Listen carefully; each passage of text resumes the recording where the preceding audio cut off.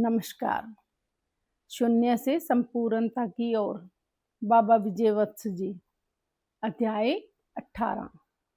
मत उलझो शास्त्रों में।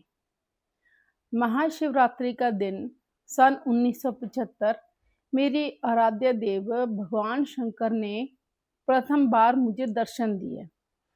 उसके बाद तो बहुत बार दर्शन देने की कृपा वह करते ही रहते हैं। 26 नवंबर 1976 को भगवान शंकर आकर के मुझे एक ऐसी क्रिया की दीक्षा दे गए जिसे मैं क्रिया योग कहता हूँ। यह क्रिया योग हूबहू उनके द्वारा अक्षरश बताई गई क्रिया है और निश्चित ही इस क्रिया से आप भी संबोधि को प्राप्त हो सकते हैं। मैं जब अभी संबोधि से युक्त नहीं हुआ था, मैंने बाबा से पूछा, बाबा शास्त्र तो कोई विशेष मैंने पढ़े नहीं, क्या वह मिल जाएगा? बाबा बोले, बिल्कुल बिल्कुल मिल जाएगा, क्योंकि शास्त्रों का संबोधि के साथ कोई संबंध ही नहीं है। हाँ, शास्त्रों से मुक्त होने का संबंध सीधे सीधे संबोधि से है। अच्छा, अच्छा किया तुमने कोई विशेष शास्त्र नहीं पढ़े, और जो पढ़े हैं उनको भी छोड़ दो। तुम बस बैठ जाओ, कहीं भी बैठ जाओ। किसी बोहड़ के पेड़ के नीचे बैठ जाओ, धूने के पास बैठ जाओ, शिव मंदिर में बैठ जाओ, कहीं पीपल के नीचे बैठ जाओ। याद रखना, शास्त्रों को पढ़ना भी मत। शास्त्रों को लिखने वाले तो गए, उन्होंने जाना था, निश्चित ही जाना था, लेकिन अब तो व्याख्याकार आ गए हैं। मैं इन सब को जानता हूँ। तुम शास्त्रों के पचड़े में मत पड़ना। यही रास्ता सही है कि तुम बस बैठ जाओ, थोड़ा इंतजार और करो। यही सही रास्ता है। इंतजार अर्थात शुद्ध इंतजार। शुद्ध इंतजार का मतलब है कुछ पाना ही नहीं, कुछ पाने की कामना ही नहीं। कोरा कागज तो मैं था ही। और फिर वह दिन आया जब कोरे कागज पर बस थोड़े से अक्षर मांड दिए गए। वह अक्षर भी आनंद में बैठने के कारण मिट गए। कागज कोरा ही रह गया और उस कोरे कागज पर परमात्मा ने अपनी इबारत लिख दी। मैं आपसे जो संप्रेक्ष कर रहा हूँ वह परमात्मा की इबारत है। जब तक तुम कोरे कागज नहीं हो जाते तब तक कागज के ऊपर तुम्हें अक्षर ही अक्षर नजर आते हैं। उसके भीतर वह सफेद कागज का दृश्य तो आपको नजर आता ही नहीं। उस कागज को तो ढक देते हैं आपके अक्षर। इन अक्षरों को मिटा दो। तुम अक्षरों पर अक्षर लादे जाते हो। तुम अपने सारे न्यूरॉन्स को भरते ही जाते हो। और मैं तुमसे बहुत बार कहता हूँ, इनको खाली करो। जिस दिन यह पूरे खाली हो जाएंगे तुम कोरे कागज हो जाओगे और कोरा कागज ही परमात्मा को कुछ लिखने के लिए आमंत्रित कर सकता है। भरे कागज के ऊपर वह क्या लिखेगा? सभी गुरु अपने अपने ढंग से गीता की व्याख्या करते हैं। गीता की व्याख्या होती ही नहीं, गीता का दर्शन होता है। गीता जिस स्थान पर बोली गई उस स्थल पर जाना होता है। बस अर्थ तो प्रकट हो ही जाएंगे। अर्थ तो वहीं छुपे पड़े हैं जिस स्थान पर भगवान ने किसी वक्त गीता को उपजाया था। अर्थात आज भी वही मौजूद है। श्री कृष्ण ने गीता बोली रहस्य में जाकर, और यह लोग व्याख्या करते हैं ऊपर ऊपर की खोपड़ी में बैठकर। यह व्याख्या करते हैं तर्क से, और तर्क अस्तित्व की व्याख्या कभी कभार ही नहीं कर सकता, कभी भी कर ही नहीं सकता। बुद्धि की पहुंच उस तत्व तक जाती ही नहीं। अगर आज आपके मार्गदर्शक, आपके आदर्श आपको यह कहते हैं कि गीता अंतिम समाधान है, तो मेरे विचार इसके बारे में कुछ भी नहीं। विचार तो अभिव्यक्ति हैं। लेकिन विचारों के पीछे कुछ एक घटना तो घटे। मेरे विचार मेरे अनुभवों का प्रकटीकरण है। मैं विचारों को विचारों की तरह प्रकट नहीं करता। जिस बात का मुझे अनुभव नहीं है, मैं हाथ जोड़ लेता हूँ कि मुझे पता नहीं। अभी कल ही एक मैसेज आया है। महात्मा गांधी भी लिखते हैं, जब मैं हताश हो जाता हूँ जीवन की समस्याओं से, जब मुझे कोई रास्ता सूझता नहीं है, तब मैं एकांत में बैठकर गीता का सहारा लेता हूँ, तो मुझे गीता में उनका हल मिल जाता है। लेकिन आप एक बात ध्यान में रखना कि गांधी जी प्रबुद्ध नहीं थे। गांधी जी उस तल को छुए नहीं थे जिस तल की मैं बात कर रहा हूँ। गीता से अंतिम समाधान नहीं आता। गीता तो सफेद कागजों पर लिखी गई लकीरें मात्र हैं। इसके अतिरिक्त और कुछ नहीं। गीता किसने बोली यह बात मायने नहीं रखती। अगर आचार्य लोग कहते हैं गीता अंतिम समाधान है, तो मेरी दृष्टि में इसे मैं नकारता हूँ। गीता में वह लिखा जरूर गया है जो कि अंतिम समाधान के क्षेत्र से आता है। यह सत्य है, लेकिन गीता अंतिम समाधान है ही नहीं। जिस तल से गीता आई, उस भीतरी तल पर पहुंचकर अनुभव करके और उस भीतरी तल से बाहर आकर उसकी व्याख्या करने से गीता पैदा होती है। आज गीता को सारा जगत पूज रहा है, बस पूज ही रहा है, और पूजने से कुछ होता भी तो नहीं। क्या होता है पूजने से? आप विद्युत की पूजा कर लो, फूलों से थाली सजाकर केसर, नारियल, अक्षत से आरती उतार लो।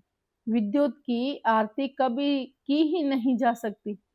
विद्युत की पूजा हो ही नहीं सकती और करनी भी नहीं चाहिए, क्योंकि विद्युत पूजा के काबिल नहीं है। विद्युत एक खोज है। कभी किसी ने खोज ली थी, उसका उपयोग करना है, उसकी पूजा नहीं करनी। उसकी पूजा समय की बर्बादी है। अगर कोई आचार्य कहते हैं कि गीता अंतिम समाधान है, तो वह गलत बात कहते हैं। गीता जिस मूल उद्गम स्तोत्र से पैदा हुई, प्रकट हुई, समाधान तो वहां पड़ा है। गीता तो सिर्फ वहां के लिए गए अनुभवों का प्रगटीकरण है।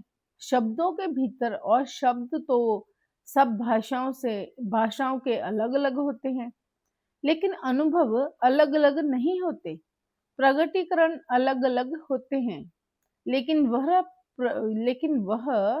प्रगटीकरण वाला यहाँ से अनुभव को लेकर आया है, वह एक है। तो गीता अंतिम समाधान नहीं है।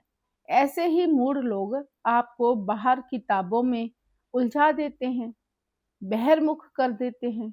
पढ़ते रहो, गीता पाठ करते रहो, अध्ययन करो, और मानव का यह बहुत गलत स्वभाव है शब्दों से चिपक जाना। जैसे ही आपने कोई शास्त्र पढ़ा, वैसे ही आप उन शब्दों से चिपक गए। आज तो शास्त्रार्थ को हो रहे हैं, वह मुर्गों की लड़ाई की तरह है। शब्दों को शब्दों के साथ भिड़ाया जाता है, और जो जीत जाता है वह पुरस्कृत होता है।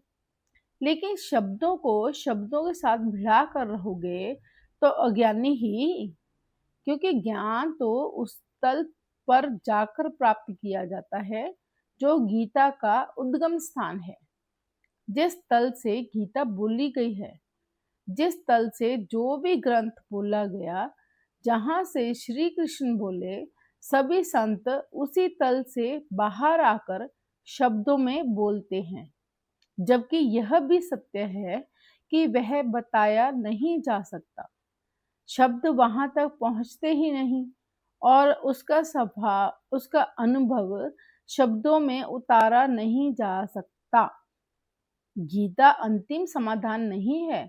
हाँ, गीता जहाँ से पैदा हुई, उस मूल उद्गम स्तोत्र में पहुंच जाना अंतिम उपचार है।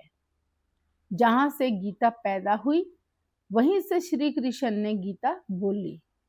जहां से जपजी पैदा हुई, वहीं से बाबा नानक ने जपजी बोली। जहां जाकर बिरहा का दर्द मिट गया और मीरा पग घुंघरू बांधकर नाची, वह वही तल है। सभी शास्त्र बहुत प्यारे हैं, लेकिन सभी शास्त्र त्याज्य हैं। पहुंचना तो उस तल पर होता है जिस तल पर शास्त्र पैदा होते हैं, प्रकट होते हैं। यह आचार्य लोग भी मजबूर हैं, क्योंकि यह अपना नाम अमर करके जाना चाहते हैं। श्री कृष्ण को तो फल की आकांक्षा ही नहीं थी। वस्तु ठौर की ठौर, तुम्हारा ही मन दौड़ रहा है। वह परम मौन, मौन से घटित होता है। उस परम मौन में जाने के लिए कोलाहल से कभी शुरुआत नहीं होती। यह कोलाहल सभी जगह को दूषित कर रहा है।